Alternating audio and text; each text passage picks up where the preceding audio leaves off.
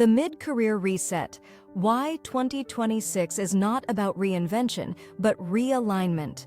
Written on New Year's Eve, for those standing quietly between what was and what comes next. A quiet moment, before the clock strikes New Year's Eve, has a way of softening the noise. The emails slow down. The phone rests on the table. The house exhales. This is often when the real questions surface. Not loudly, not urgently, but honestly. I've done what I set out to do, so why does it no longer feel right? Is this restlessness a warning or an invitation? If you are a mid-career professional reading this as the new year approaches, you are not late, and you are certainly not broken. The pattern is clear. I've been doing this work long enough to recognize a familiar look in someone's eyes.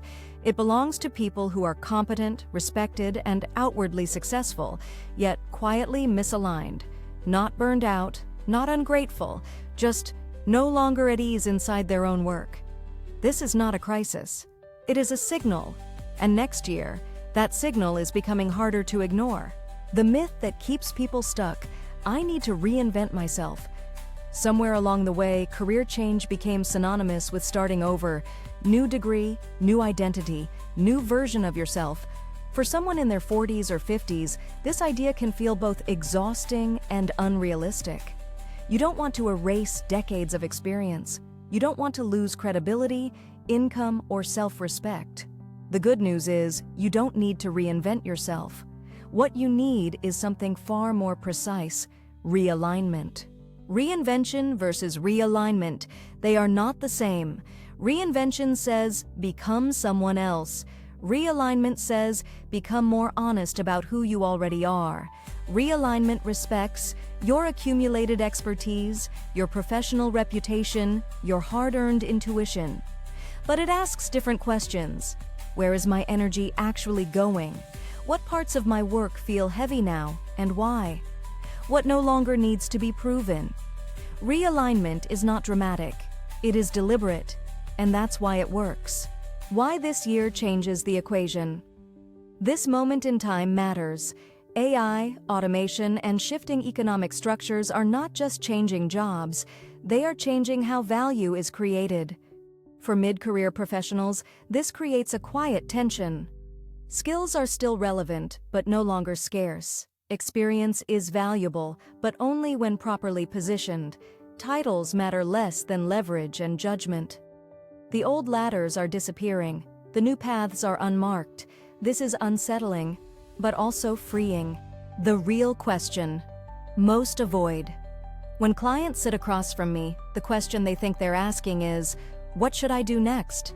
But the question beneath it is almost always, who am I allowed to be now that I've proven myself? At mid-career, the pressure shifts. From ambition to meaning, from accumulation to discernment, from proving to choosing.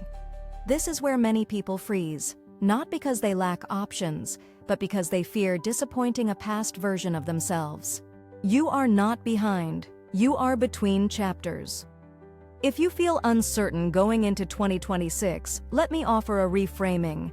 You are not stuck. You are not indecisive. You are in transition between chapters. This chapter asks for fewer impulsive moves, more reflective ones, less noise, more signal. Clarity does not arrive through urgency, it arrives through attention. What realignment actually looks like in practice. Realignment often shows up quietly, adjusting how you work, not just what you do, reducing exposure to draining responsibilities, increasing autonomy, flexibility, or advisory roles, shifting from execution to guidance. It may not come with fireworks, it often comes with relief. The right change often feels calmer, not louder. A New Year's Eve invitation. As the year closes, I won't ask you to set bold resolutions. Instead, I'll leave you with a few gentler prompts, ones worth sitting with tonight. What am I no longer willing to carry into the next chapter? Where does my experience feel underused rather than outdated? If I trusted myself more, what would I change first? Quietly. You don't need all the answers before midnight. You just need to listen more closely than you did last year. Less force and more truth.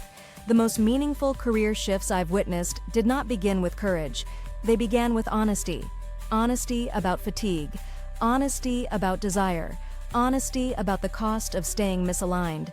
The new year does not ask you to become someone new. It asks you to stand where you already are and adjust your direction. And sometimes that is the bravest move of all.